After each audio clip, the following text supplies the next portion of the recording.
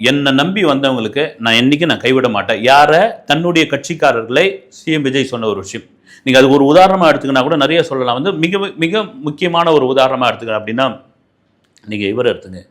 Bussy Anand.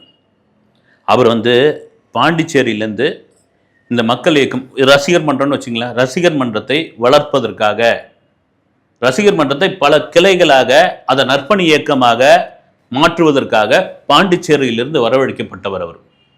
அவர் அப்படி கடுமையாக உழைக்க ஆரம்பிச்சாரு. எந்தவித பலனும் எதிர்பார்க்கவில்லை அவர். அவர் அப்புறமா டிவிக்கு தமிழக வெற்றி கழகம்னு ஆரம்பித்த பிறகு கடுமையான உழைப்பு அவரை வச்சு நிறைய ட்ரோல்லாம் பண்ணாங்க.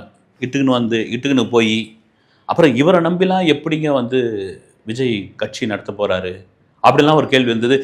இந்த டிவிக்கு தோத்து போச்சுன்னா அந்த தோல்விக்கு மிக முக்கிய காரணம் ஆனந்த் அவர்கள் தான். மற்றபடிலாம் வேற யாருமே தேவையில்லை. இப்படியா விமர்சனங்கள் இருந்தபோது ஜெயிச்சிட்டாங்க. ஜெயிச்ச பிறகு அவருக்கு ஏறக்குறைய 2வது இடத்துல கொடுத்துருக்காரு சிஎம் விஜய். அவருடைய 2வது இடம் கொடுத்துருக்காரு.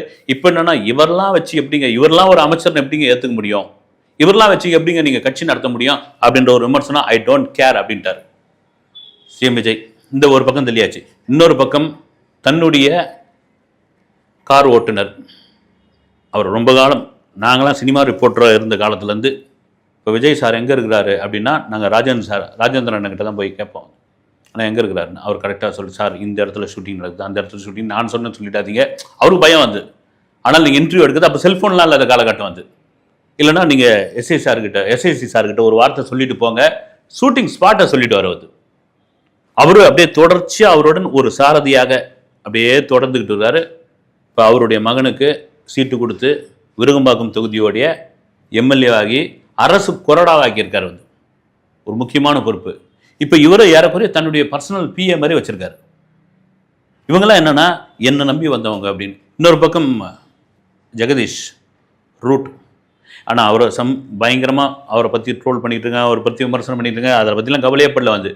இப்போ அவர் ஏறக்குறைய அவருடைய பர்சனல் பிஏ மாதிரி ஆயிட்டார். சிஎம் விஜய் எங்கு சென்றாலும் அவர் செல்றாரு. ஒரு நம்பிக்கை தான்.